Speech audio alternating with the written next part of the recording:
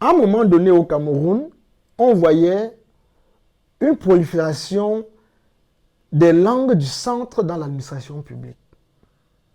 Ça veut dire que vous pouvez facilement entrer dans un bureau et vous voyez 3 ou 4 personnes en train de parler une certaine langue. Moi, je n'ose pas citer la langue pour ne pas prêter à équivoque. Mais les autres langues ne pouvaient pas s'exprimer comme cela. Si bien que les originaires d'autres langues se sentaient un peu différents des locuteurs de cette langue-là qui se parlaient en abondance dans l'administration au Cameroun. Et finalement, ce que cela a créé comme pressentiment, c'était que l'administration camerounaise appartient à une certaine tribu et que les autres tribus sont des commandeurs. Voilà ce que ça a créé. Je veux que quelqu'un me démente cela en prenant des exemples, mais je pense que c'est un fait déjà consommé et visible et connu de tous.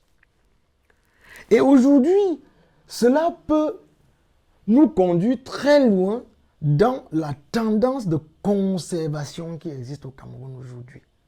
Ça veut dire que ceux qui avaient installé donc ce sentiment qui a été même presque consommé par la majorité pensent que l'État est leur appartenance et qu'ils peuvent décider de prêter ou bien d'adopter ou d'intégrer ceux qu'ils veulent pour qu'ils fassent partie de l'appareil gouvernemental.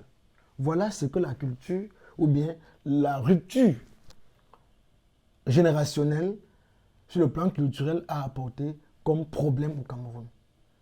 Et quand vous allez rentrer un peu sur le terrain politique et voir les combats, les jeux qui se font aujourd'hui, vous allez beaucoup entendre parler du tribalisme. Qui discrimine qui? Qui défend quoi? Qu'est-ce qui appartient à qui pour l'État camerounais en fait? C'est justement parce qu'à un moment donné, beaucoup ont cru ou bien ont laissé croire que c'est une certaine tribu qui détient le pouvoir ou bien qui détient l'administration camerounaise et qu'ils peuvent mener le jeu.